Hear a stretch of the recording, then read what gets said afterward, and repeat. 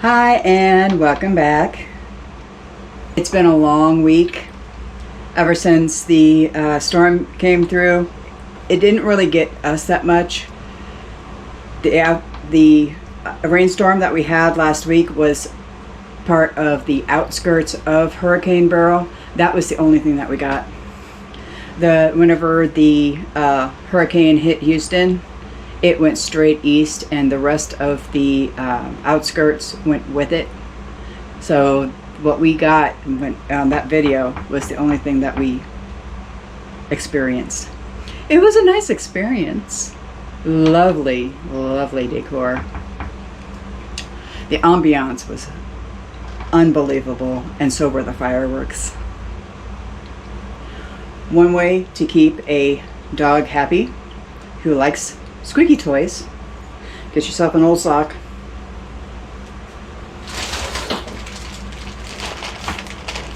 Buy a bag of 100 squeakies, because she's going to chew through every single one of these.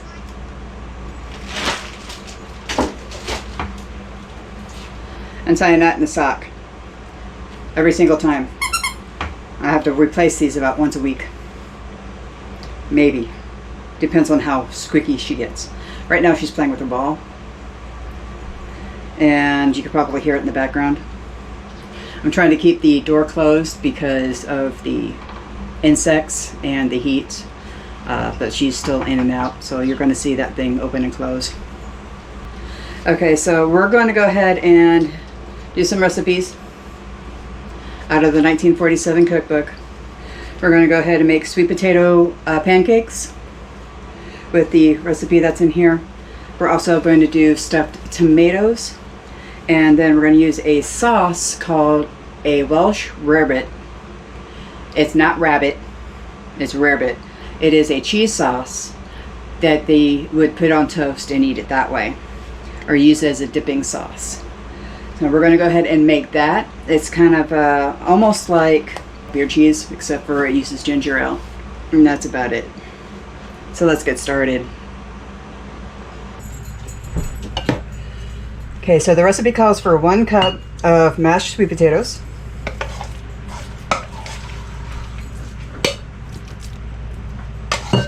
which is almost the entire thing.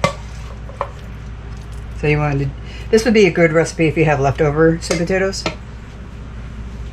1 teaspoon of sugar,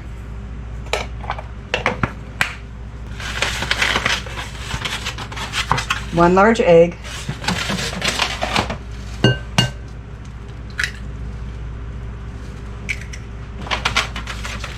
3/4 cup of flour. Now, this is my almond blend. It does call for baking powder. There's already baking powder in here. But if you were using regular flour, that would be 2 teaspoons. 1 cup milk. I am using coconut milk with this.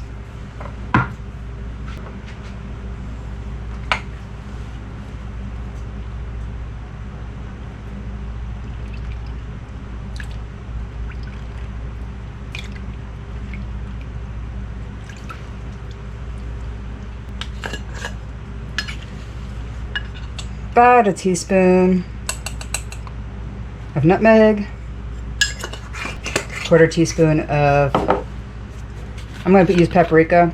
It wants cayenne pepper in it, but I don't have any cayenne. I keep forgetting to put it on my list. Okay, we're going to go ahead and stir, stir, stir. Make sure everything is nice and mixed together. If you want to do this in a mixer, you can. Or with a hand mixer. Make it all nice and smooth.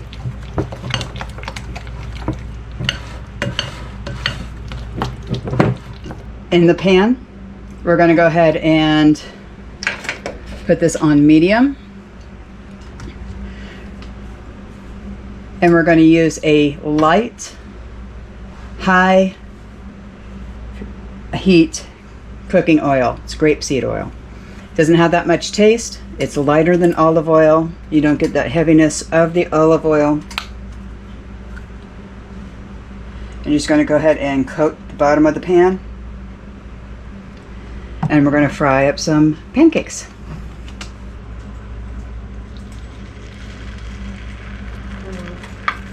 Okay, we're going to go ahead and cut in your pancake. You can do more than one at a time or get a bigger pan. I don't have a bigger pan right now. I'm in the market for new pans. And just like with the regular pancakes, you make sure that this is done first before you flip it. So if you've never made pancakes before, welcome to my channel. I'll show you how.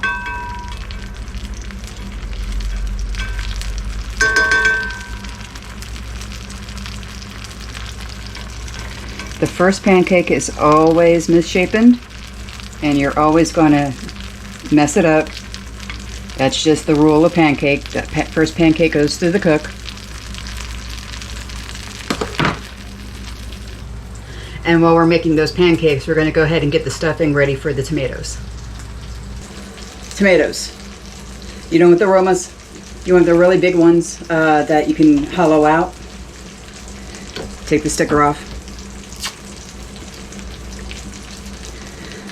Unfortunately, my tomatoes aren't doing anything. I don't know what's going on. I'm thinking I'm losing my garden for the summer, and I'm going to have to replant everything, which is sad, but it is 105 degrees outside, and it's going to stay 105 degrees outside for the next 2 months. We're going veggie tonight only because it's hot. And to drag your system down with meat all the time is not good. We need those light meals in order to be able to maintain our system, because we're all going to feel bloated if we don't. Now we're going to go ahead and hollow out the tomatoes. Core this. Give the cores to the worms.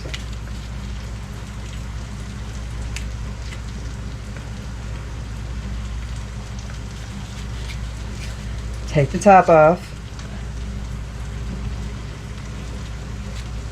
and go ahead and cut this like a grapefruit.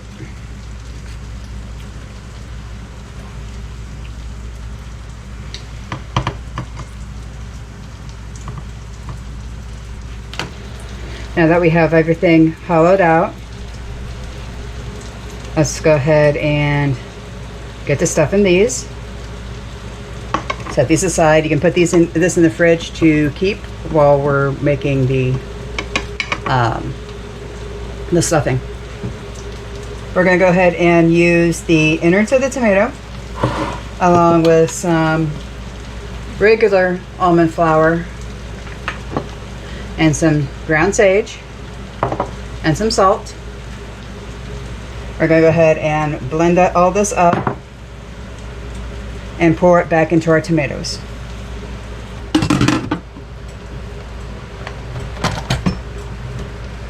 Okay, about a teaspoon of salt.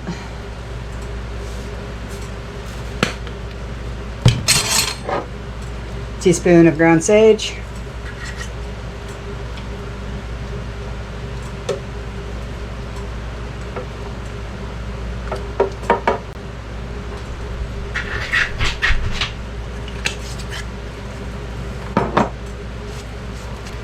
One egg.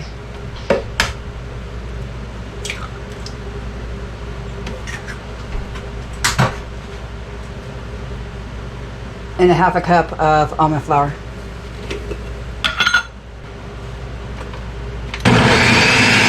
Now if you want to add a can of tuna to this, you can.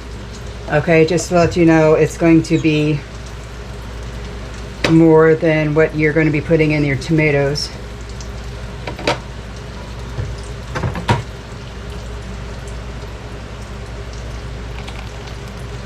These are going to go in the oven at 350 until everything firms up. Then you're going to put your lids on them.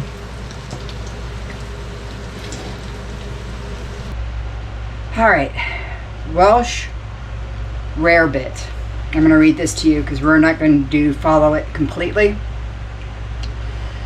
2 tablespoons butter, 1 teaspoon Worcestershire sauce, 1/2 teaspoon salt, 1/2 teaspoon paprika, 1/2 teaspoon prepared mustard, 1/2 pound of sharp cheese, grated, and 1/2 cup ginger ale, and 1 egg.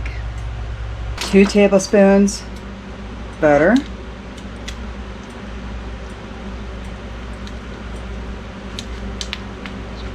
1 teaspoon Worcestershire sauce, 1/2 teaspoon salt,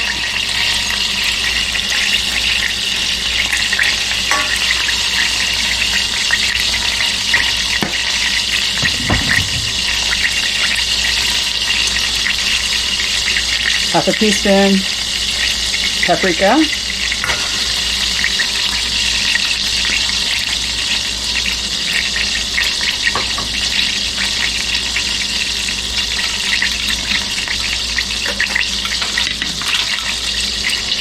1/4 teaspoon of mustard,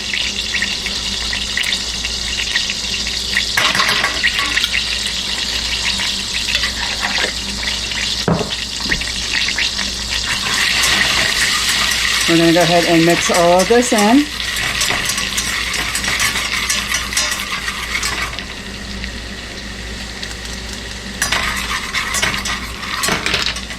Clean up our little mess that we're making.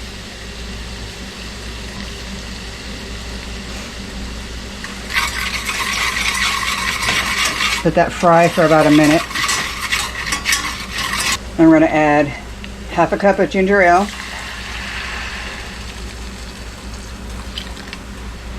I don't get ginger ale that much, so I just get the little one.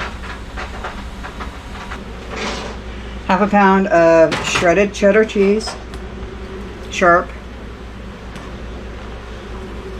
This is probably a little bit more, but I didn't weigh it. I bought a pound. As soon as Grandpa saw it in the fridge, he ate half of it. So I'm guessing this is about 1/2 pound.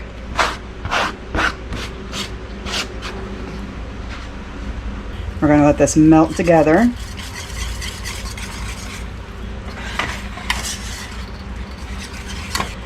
And once it is all melted good together, it'll look a little bit clumpy, but whenever we add the egg, it should work out pretty smooth.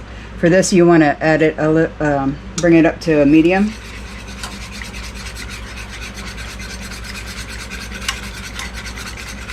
Because we're going to add this in kind of like egg drop soup, but we're going to make it a little bit more smooth.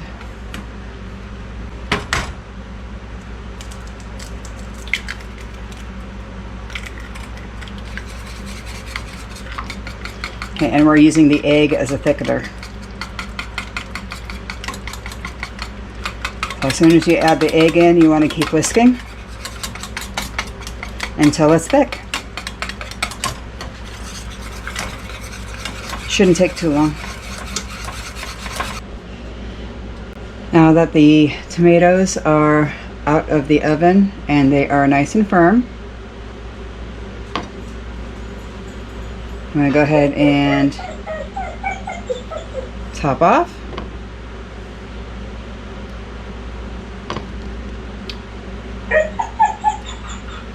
Really? And plate up.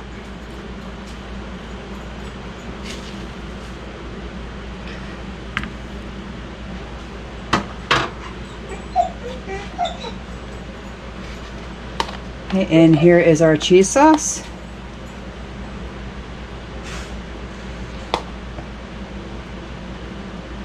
Over the tomato. Now this is a cheese sauce that they used on toast way back in the day. So the texture may be a little bit off. It's supposed to be a thinner sauce than normal. You can make it into a thicker sauce by adding a little bit more thickener. But here we are with decent dinner, all vegetarian, so it doesn't weigh your stomach down on a hot day.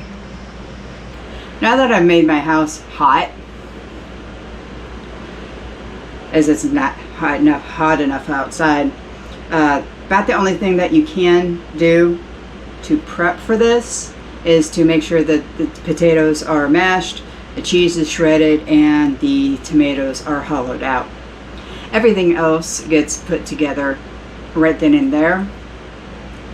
So there is not really much in the way of pre-cooking and then serving it later.